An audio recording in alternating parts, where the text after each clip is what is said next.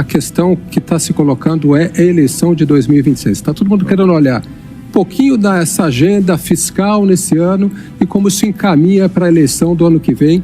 E eu acho que o grande assunto que está aí, a gente está vendo vários governadores ao mesmo tempo vendendo a sua agenda aqui, se colocando como candidato, né, como um potencial para isso. E a pergunta que está aqui é se existe direita, né, união da direita aqui fora de Bolsonaro. Como que o senhor vê isso, essa questão? Então, vamos discutir a realidade, né? Ou seja, não foi aqui em Nova York, mas foi na Bahia, em Salvador, no dia 4 de abril, que eu fiz o meu lançamento como pré-candidato a presidente da República, tá certo? Hoje eu estou aqui como governador, mas lógico que esse tema já está pautado. Você colocou muito bem, todo mundo já tem a convicção de que o governo Lula não deu certo. Então, não deu certo. Então, vamos pensar rapidamente o próximo governo. Essa está na pauta, é a realidade.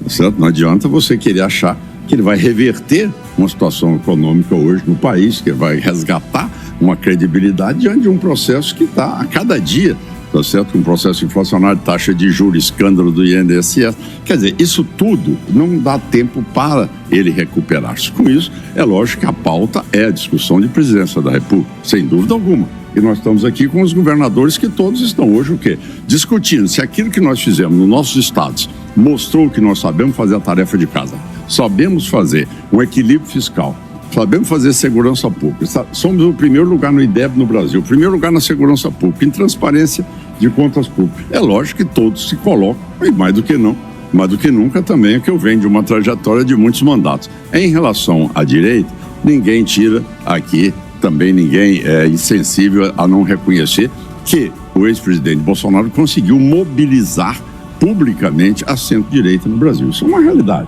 isso é incontestável. Não adianta as pessoas quererem achar bom ou ruim, mas é uma realidade, que ele hoje tem uma capacidade de mobilização que é real hoje diante de todas as mobilizações nacionais. Agora, a discussão que se faz neste momento é que cada um agora, eu não posso aguardar a convenção de julho de 2026. Eu tenho que andar o Brasil, eu tenho que levar aquilo que eu construí em 7 anos no governo de Goiás para mostrar o que é possível fazer com seriedade. E falo mais, Alex, não é a eleição de um presidente da República, é aquele que terá a coragem e a autoridade moral para poder governar o país.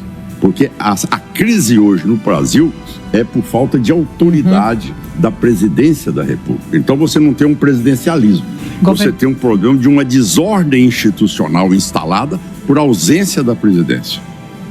Governador, pegando uma carona nessa pergunta do Alex, a gente mostrou agora há pouco uma outra fala do ex-presidente Bolsonaro, dizendo que ele não vai pedir, mas que na prática que seria bom governadores de direita questionarem por que ele está inelegível e também fazer uma defesa dele, né, a respeito desses processos, dessas investigações, principalmente nessa do golpe, né? Aí já comentário meu.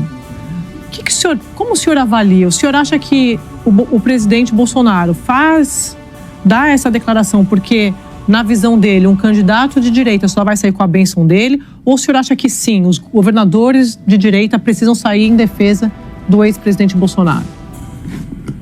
Bom, veja, em relação a esse tema, você sabe que nós estamos aqui desde as 8 horas da manhã nesse debate. Realmente eu não acompanhei especificamente essa fala do presidente. Eu saí aqui do plenário e vim aqui dar uma entrevista a você. Agora, o que eu posso te dizer é que eu fui o primeiro, tá certo? Até sendo entrevistado na Globo News, tá certo? Naquele programa lá da madrugada, que me perguntaram, o Conte me perguntou sobre anistia em fevereiro de 2024. Então, naquela época eu já disse, ele, olha, isso aí nós precisamos de sair dessa crise, sair desse debate. Isso já cansou, fazer como Juscelino Kubitschek.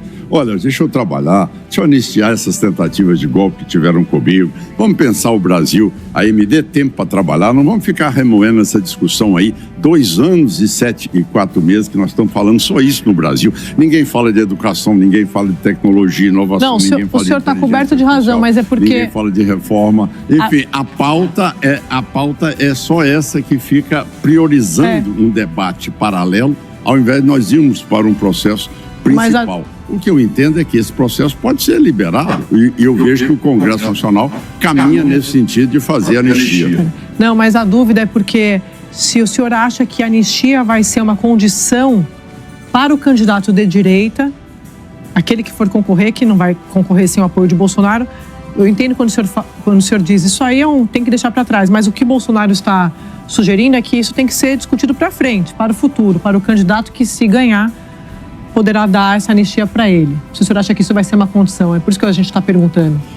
Então tá aí um furo para você, tá bom? Ronaldo Caiado, presidente da República, eu vou anistiar e vou começar uma nova história no Brasil. Fazendo reforma administrativa, fazendo anistia, pacificando o país, dando metas concretas para a pauta e fazendo aquilo que é o combate à corrupção, combate à violência, dando liberdade para o cidadão poder ter aí um pequeno empreendedor, médio, grande empreendedor, perspectiva de poder ter um país competitivo no cenário internacional. Então você está aí, André, você está aí com essa notícia que é a primeira. Então Caiado vai chegando na presidência da República no mesmo momento, vou resolver esse assunto, anistiar essa situação toda e vamos discutir um problema de crescimento do país, de pacificação do país. Governador Merval aqui do Rio, eu queria saber o seguinte, o senhor é candidato de qualquer maneira ou apoiaria algum candidato da sua linha ideológica que tiver mais apoios que o senhor, se é que alguém vai ter? Mas veja, hoje eu sou do maior partido do país, 109 deputados federais, 14 senadores, mais de 1.300 prefeitos. Hoje vem com a experiência de 5 mandatos de deputado federal, numa situação consagradora também por ser o governador mais bem avaliado no país nos últimos 3 anos, tá certo? Quer dizer, mais do que nunca, eu me sinto credenciado em poder ir para o debate. Com toda humildade, eu vou para o debate. Não tem que se transformar segundo turno, tá certo? No primeiro turno. Primeiro turno, nós vamos lá, Sandra, vamos disputar, vamos debater, vamos mostrar, não é na tese do achismo, eu acho que, se tivesse acontecido isso, não. Eu vou lá dizer, olha o que é que eu fiz, está aqui. Eu não estou na tese do achismo. Segurança plena está aqui. Combate à corrupção, está aqui o Estado com o maior nível de transparência pelas entidades dos tribunais de contas dos estados. Então, quer dizer, isto que é a prova do que você pode fazer de resultado. Está aqui o primeiro lugar no IDEB, está aqui uma situação hoje que é um estado que tem o maior serviço digital à população, é um estado que tem a maior produtividade por hectare na agropecuária, é um estado hoje que é o único no país que paga por serviços ambientais. Vocês sabiam? Hoje, o produtor rural que não quiser desmatar aquela área, eu pago a ele 480 hectares por hectare ano, e se tiver uma nascente d'água, R$680 por hectare ano. Então nós estamos fazendo uma política que é a mais moderna que existe no mundo, e com a tecnologia avançando mais do que o governo federal, que não tem estrutura nenhuma nessa área de inovação, muito menos de inteligência artificial, que está propondo aí fazer um data center para implantar o novo sistema da reforma tributária. Você vê que é essa que falta credibilidade das ações federais. Governador, agora Flávio Oliveira, não sei se o senhor me ouve, acho que sim. Flávio Oliveira falando aqui do Rio, e o senhor mencionou a anistia como primeira medida de governo se eleito. Eu preciso fazer uma analogia com Donald Trump, que também perdoou os que atacaram lá o Capitólio em 2021. A minha pergunta é sobre Donald Trump também. Como o senhor, representante de um estado pujante do ponto de vista das exportações agro, vê o tarifaço, chamado tarifaço, ou esse enfrentamento de Donald Trump em relação ao comércio global? Eu vejo como eu vi em 2017, tá certo? No período onde ele entrou com esse confronto com a China, foi o momento em que o Brasil aumentou suas exportações para a China em mais de 20%. Foi o maior preço que nós já tivemos de soja e também na área de proteínas. O que nós precisamos de entender é que numa situação como essa, você tem que ter um governo preparado não para ações ideológicas. Você tem que ter um governo preparado para as ações técnicas. Pessoas que têm um raciocínio e a capacidade de entender mercado e como nós vamos nos beneficiar deste momento. E de repente fica o Brasil querendo declarar guerra para os Estados Unidos. Não é isto. A visão de um governo inteligente é buscar as alternativas que nós temos, ver quais são os mercados que abrem para o Brasil. Então, neste momento, eu estou te citando que o que ele está fazendo agora, ele fez em 2017, foi o maior momento de expansão que nós tivemos nas nossas exportações e o maior ganho que nós tivemos nas nossas commodities. Então, essa é a realidade, entendeu? Não é essa visão de direita e esquerda, é visão de mercado. Todo mundo sabe a minha posição ideológica. Sou homem de centro-direita, sempre fui, nunca mudei. Tem 40 anos que estou nessa luta. Desde minha primeira eleição em 89, que era o único a defender livre iniciativa e produtor rural.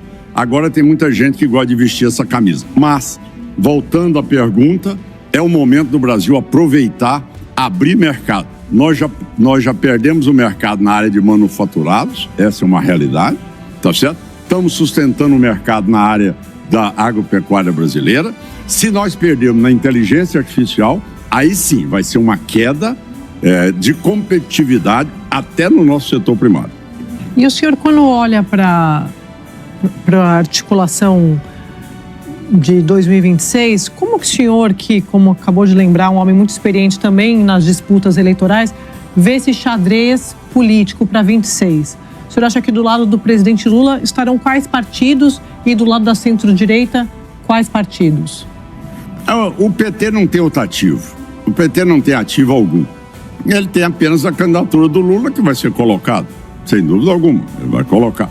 Mas ele sabe, tá certo? Hoje, as pessoas sabem que aquele que chegar no segundo turno com ele ganha as eleições, tá certo? Isso é um sentimento nacional. Por que eu estou dizendo isso? Porque é muito difícil você reverter uma curva em queda descendente que está sendo não só a popularidade, mas a situação também que o penaliza duramente nesse momento onde o cidadão comum não investe mais. E o sentimento do brasileiro é ser um pequeno empreendedor. Ele vai tomar um dinheiro no banco, é 20%. Ele não tem condições. Então, ao mesmo tempo, ele está vendo esse escândalo do INSS. E veja vocês, 2017 eu era senador da República, eu já denunciava essa prática. Antigamente, esses sindicatos se beneficiavam daquela obrigatoriedade sobre o trabalhador rural. Depois que nós derrubamos isso na reforma trabalhista, eles passaram a fazer débito aí nesse olerite aí do aposentado. Então, tudo isso afeta a credibilidade do governo. Ele não apresentou resultado, não tem programa de governo. Então, nós sabemos muito bem que nós temos hoje governos estaduais bem administrados, com resultados junto à população e que são, sem dúvida nenhuma, referência para nós podermos ganhar as eleições em 2026. Eu tenho certeza absoluta desse sentimento hoje, que é no Brasil, e a torcida toda hoje no sentimento de poder fazer um governo que dê certo para tirar o Brasil nessa tese eterna de país do futuro. Andréia, eu queria perguntar para o governador, eu não sei se a gente ainda tem tempo, mas ontem o senhor falou a respeito da reeleição. Sim. Sobre a posição do senhor e foi aplaudido. Eu queria que o senhor falasse um pouquinho sobre isso. Sandra, eu não entendo. Um presidente da República eleito em 2026 é uma situação especial.